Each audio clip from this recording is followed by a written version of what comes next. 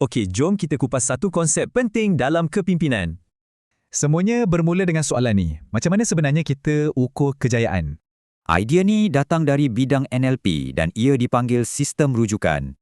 Ia terbahagi kepada dua jenis, rujukan dalaman dan rujukan luaran. Okey, pertama, rujukan dalaman. Ini adalah gerak hati atau gut feeling anda. Inilah yang bagi anda keyakinan untuk buat keputusan dan terus bertindak.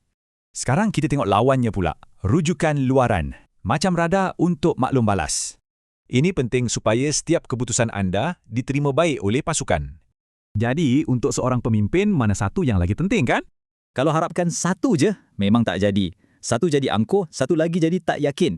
Jadi, kuncinya ada pada keseimbangan. Itulah yang pemimpin hebat buat. Kepimpinan sejati bukan tentang memilih satu, tapi menggabungkan kedua-duanya dengan harmoni.